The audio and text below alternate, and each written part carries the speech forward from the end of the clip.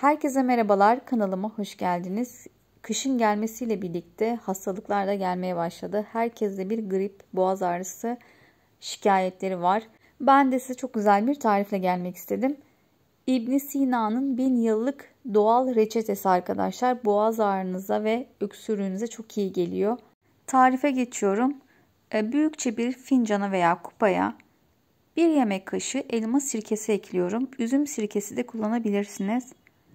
Üzerine 1 yemek kaşığı limon suyu ekliyorum. Taze sıkılmış limon suyu olması önemli arkadaşlar.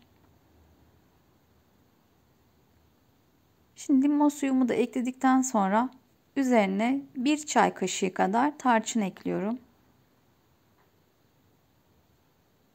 Son olarak da 1 tatlı kaşığı bala ihtiyacım var. Eğer balı sıcakla direkt temas ettirmek istemiyorsanız suyunu ekledikten sonra birazcık ılımasını bekleyip o şekilde de balı ilave edebilirsiniz. Balın sıcakla birleştiği zaman zararlı olabileceğinden bahseden insanlar var. O yüzden iki şekilde de yapabilirsiniz. Ben sıcakken ekledim. Karışımımı güzelce karıştırıyorum şimdi. Eğer boğazınızın ağrıdığını hissettiğiniz anda veya hastalanacağınızı hissettiğiniz anda mutlaka günde 1 veya 2 fincan içebilirsiniz. Aç veya tok karnına hiç fark etmez. Bunu içtikten sonra 1 saat içinde boğaz ağrısı ve öksürük şikayetlerinizin minimuma indiğini göreceksiniz. Umarım şifa olur. Deneyip yorumlara yazarsanız çok sevinirim.